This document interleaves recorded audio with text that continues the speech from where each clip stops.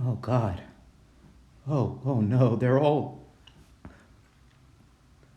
all sang and danced themselves to death, all of them. Just Doug now. Just little old Doug holding down the fort. I can't believe they're all gone. Buck Chudler, Dungaree Chunglebum, Pleatherbutt Facehole, Little Annie Snipperswitch in IT, Harmoosh, who liked goats so much, Rad Delicious, who was always like, yes, that's my real name, Pizza Party Num Num, who ran accounts payable, Tommy Tsunami, who was always challenging us to a snowboard race to save the old youth lodge, Periwinkle Gilderfizzle, who I'm pretty sure is just two I'm so sorry.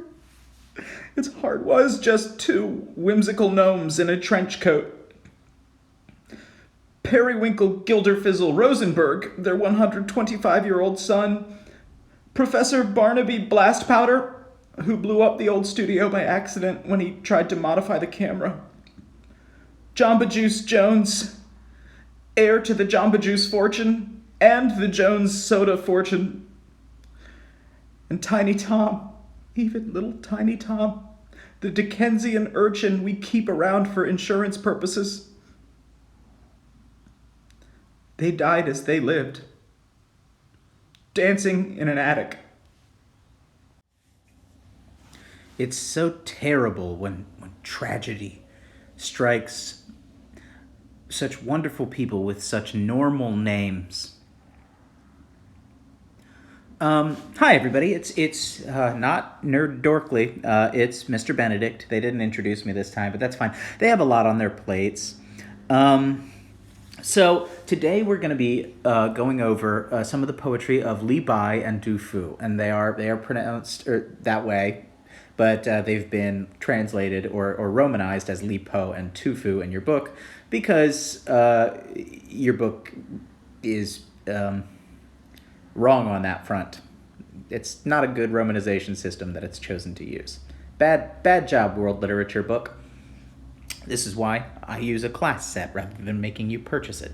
So anyhow, I wanted to talk a little bit about the poetry of Bai and Du Fu and how it partly relates to Confucianism and Taoism as kind of an influence to them, but it's not wholly dependent on it. So Li Po or Bai is an extremely famous poet of early China, 700 A.D. And this guy, Bai, was a fascinating person. He was a huge traveler, traveled around the world, writing and publishing his poetry. He became appointed court poet somewhere, but he could never hold down a job. Wherever he went, everyone loved him. He was extremely charming. However, his behavior was, as your book puts it, outrageous. And it's true. He was a heavy drinker and a very big personality.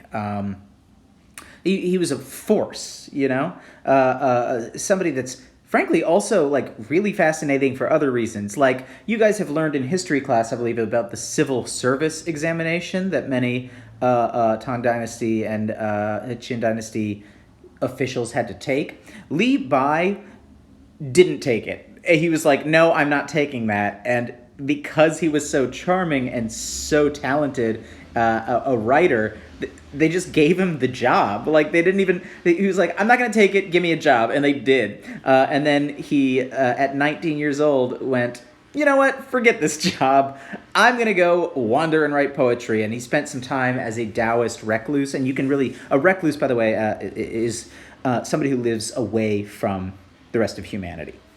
And Bai's poetry, a lot of it is about being apart from humanity and being a part of humanity. See that wordplay I did? You're welcome. Next slide. This is just more about the golden age of flourishing of poetry um, philosophy, but really poetry here. It's all under the Empress Wu. The Empress Wu is a rad leader. She was a very effective leader, but also she did not want to be replaced by her children. So I'm fairly certain that it is widely believed that she just killed them all. Very, very immoral person. All right, let's take a look at the River Merchant's Wife here. This one we've actually already read together, so we're not going to read this one together right now. Just know that you are going to answer a couple questions of it at the end of your reading tonight. So do reread it yourselves. I'm going to read some ones. I'm going to read some ones that are a little bit shorter. Here's a nice short poem. It reminds me a little of Red Wheelbarrow. It reminds me in general of imagism, that school of poetry that I've taught you guys about a little bit, where you focus on an image and you try to pull some meaning out of it. It's not an instructive poem, it's a descriptive poem. Still Night Thoughts. Moonlight in front of my bed, I took it for frost on the ground. I lift my head, gaze at the bright moon, lower it, and dream of home. And I don't think we don't need to delve into this poem for a bunch of symbolism or something like that. Let's just focus on what the image is. And does that image kind of have an emotional beat for us?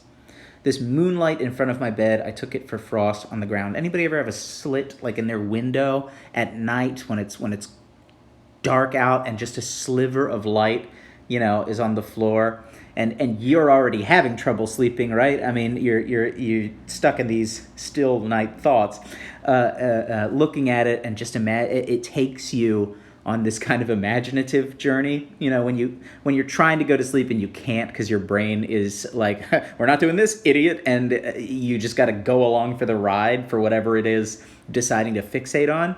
I like this as an image of kind of that emotion. I lift my head, seeing this icy sliver of light, and I look at the moon, and then lower my head, dreaming of home. That connection, the same moon and the same sky over that town and his hometown. As a short poem, I like that it can evoke a powerful feeling of nostalgia and restlessness. So yeah, when you're writing about short poems, it's often best not to spend a ton of time looking for some huge sweeping meaning, right? Because you're gonna spend hours digging into every little tiny word. Now I did that with Red Wheelbarrow, but Red Wheelbarrow is an exception. With poems like this, imagistic poems, it's nice and probably more useful and effective to think, what is the image conveying? What emotions does it convey? What is it trying to communicate to me? And does that resonate with me? Or could it resonate with someone? I think Li Po's poems tend to be about, loneliness, isolation, the natural world, being homesick, but also not wanting to go home or not wanting to be a part of society. So we can see how his kind of time as a Taoist recluse influences him here, right? Like this separation from society, this connection to nature, this transformative aspect too, moonlight transforming into frost. In his imagination, perception is reality in this case. Let's go here. Here is another poem that I find quite Taoist in nature. Gazing at the Loom Mountain waterfall.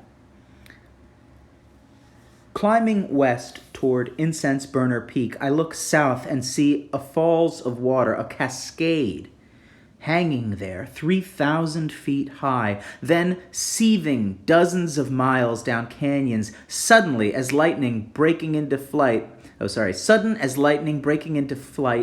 its white rainbow of mystery appears. Afraid at first the celestial star river is falling, splitting and dissolving into cloud heavens. And like this is all this image of this pounding, waterfall hitting the water below and giving off this misty spray. I look up into force, churning in strength, all power, the very workings of creation, right? This is like now a microcosm or a small element that represents a larger whole, also known as a synecdoche. Synecdoche is where a part of something stands in for the whole. So here, part of nature of creation, this waterfall, is standing in as representative of all of creation.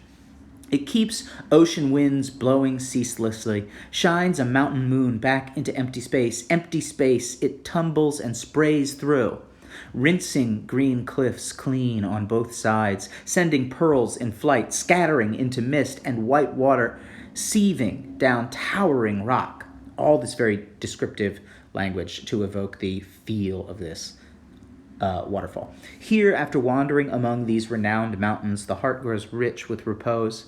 Why talk of cleansing elixirs of immortality? Here the world's dust rinsed from my face.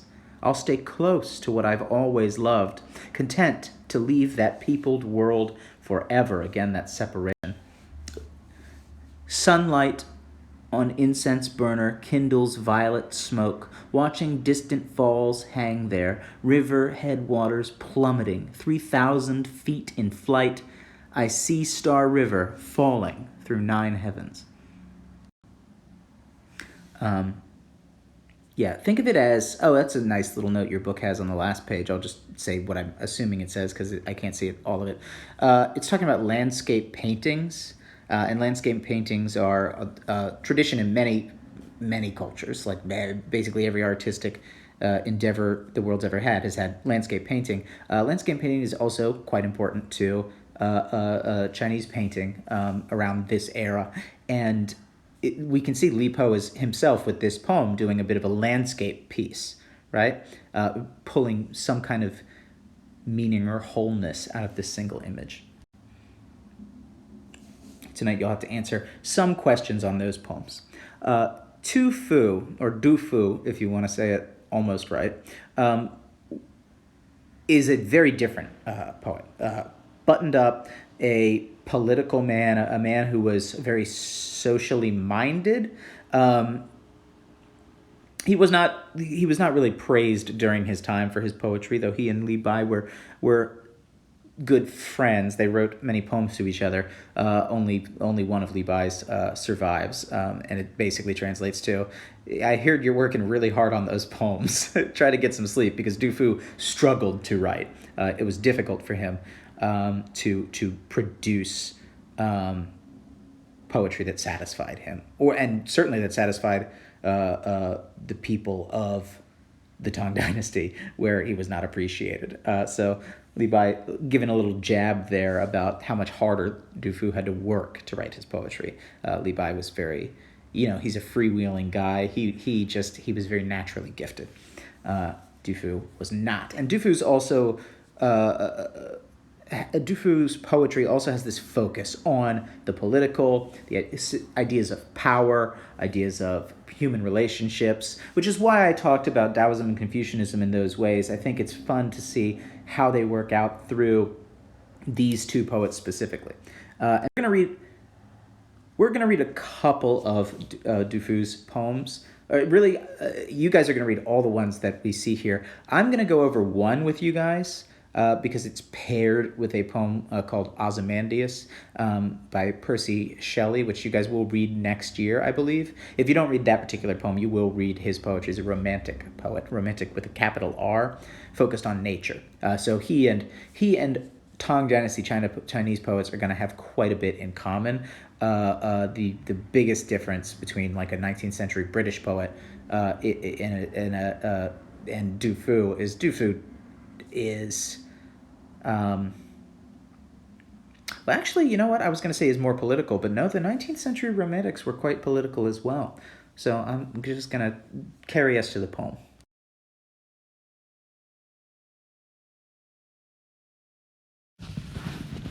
Okay, so we're going to read through this poem, Jade Flower Palace.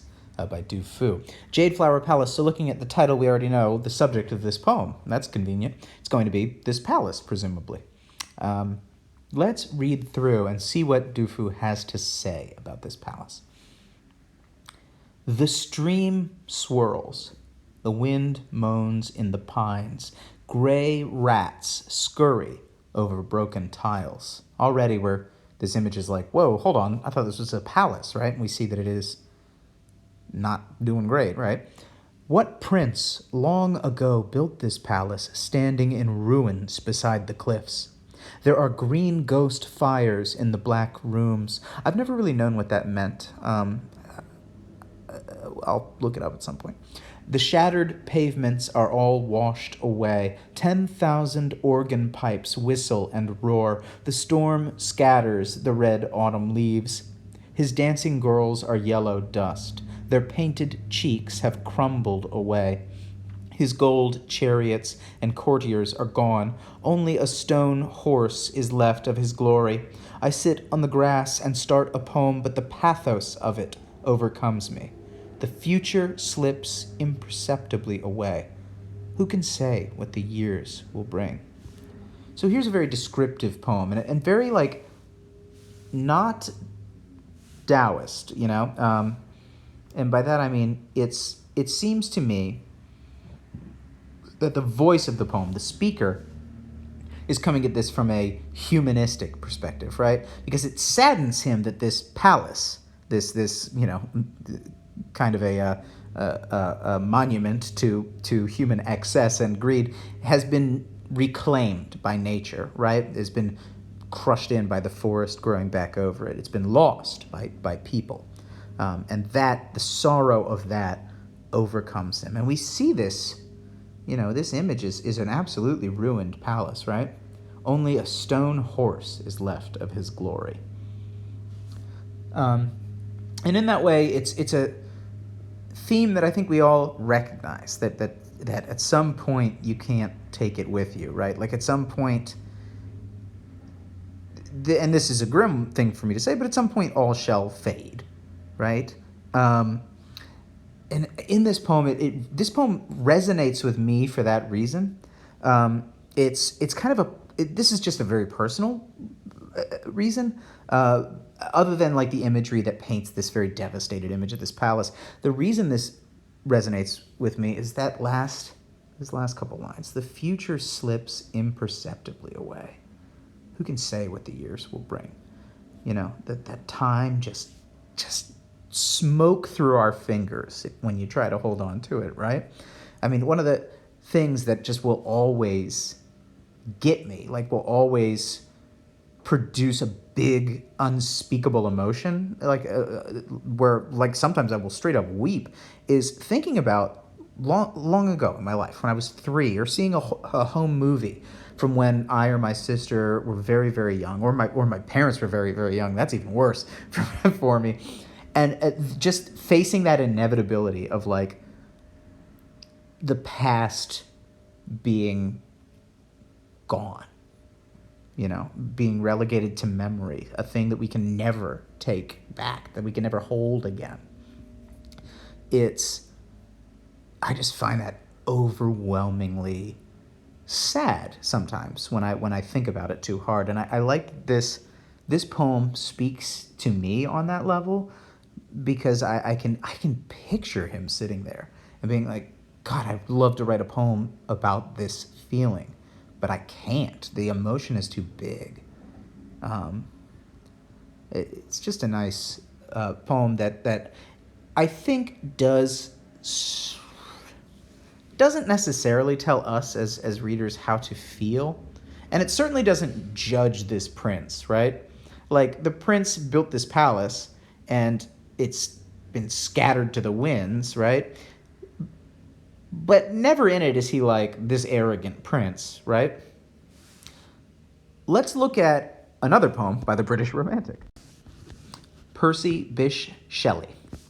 Ozymandias. Now, Ozymandias is an allusion to an Egyptian ruler, a pharaoh, Ramses II, who biblically it's kind of I think a popular theory that he is the Pharaoh that Moses has contentions with in the Bible. But um,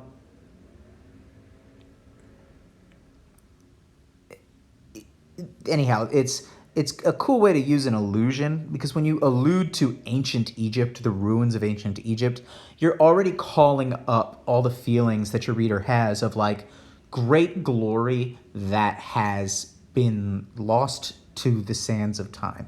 You could do this with the ruins of ancient Greece or ancient Rome, any ancient civilization really. You could call this up. So I like this use of Egypt, and specifically what I like about it with Egypt is the Pharaoh was a god king, right? Like when he died, he became a god. He was eternal. That's how pharaohs worked, right? And was the purpose of the like glorious mummification for them. So let's read through this, because I think this poem, unlike the last poem we read, this poem's a little judgier. I met a traveler from an antique land who said, "Two vast and trunkless legs of stone stand in the desert. Near them, on the sand, half sunk, a shattered visage lies, whose frown and wrinkled lip and sneer of cold command tell that its sculptor well those passions read which yet survive, stamped on these lifeless things, the hand that mocked them and the heart that fed. And on the pedestal these words appear, my name is Ozymandias, King of kings. Look on my works, ye mighty, and despair. Nothing beside remains. Round the decay of that colossal wreck, boundless and bare, the lone and level sands stretch far away." That the hand that mocked them and the heart that fed can, according to the footnote, be paraphrased as the sculptor's hand, which mocked the passions of the king, and the king's heart, which fed those passions. That's just interesting. Those are examples of synecdoche. Synecdoche is when part of something stands in for the whole of something. In fact, pause the video and add that to your literary terms. Synecdoche. Synecdoche. Synecdoche. Synecdoche is where a part of something is used to symbolically represent the whole. So the hand being the hand of the sculptor, heart representing the king. Other examples of that are like, if I were to say nice wheels, you'd be like, well, he means nice car, you know. At some point I'll talk to you about metonymy as well, which is very similar to synecdoche. Nice wheels for nice car is synecdoche. Metonymy is nice ride instead of for nice car, because metonymy is a closely associated activity or concept. They're very similar terms that are very confusing, so I'll dedicate a bit more time to what makes them different. So this poem, unlike Du Fu, right? Who is the one delivering this description? Is it the writer? Is it the speaker of the poem? I'm giving you time to think through it. Because there's a lot of quotation marks here, right? I met a traveler. That's the speaker, met a traveler from an antique land who said, and then here's the whole description, right? The rest of the entire poem is given to this other speaker. So there's a degree of separation. That's something that made the 18th century or 19th century British writers different. The idea, this is during, the growth of the British Empire and imperialism. So even as radical as many of these authors were, they're still engaged in this kind of othering, this process that we saw in The Kite Runner when we read that, a way to dehumanize someone else. Like, look at this civilization. That's not like ours, though, but look at this other civilization. It's a way to distance yourself. But the message on the pedestal, right? I mean, what do we see here? Two vast and trunkless legs of stone stand in the desert. Near them on the sand, a half sunk, a shattered visage lies, right? A shattered face, trunkless legs. So this is a statue, and the statue, obviously, much like Jade Flower Palace, is in ruins. And on the pedestal of this statue, we see the words, "My name is Ozymandias, King of kings, look on my works, ye mighty, and despair." And this I like because it kind of has a double meaning, doesn't it? like, what's the double meaning here? It's this concept of like, look at my works, ye mighty in despair, because look at how great I am. You'll never be this great, right? But in reality, what condition is this statue in? Which changes the meaning of the pedestal now. If the mighty are to look on Ozymandias's works now, the meaning of that message changes. Why should they despair? I'll leave that to you guys to answer to yourselves, and we will talk about it a little in our first Zoom conference. Okay, I'm going to move forward in the interest of time. We'll skip. Okay, so I want you guys to answer questions 6, 7, and 8 tonight about his various poems. And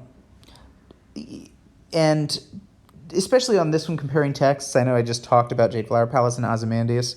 Try to find some things that I didn't discuss. Those were very broad overviews. So try to find something to talk about that I didn't already talk about. Okay, I will see you guys very soon, digitally.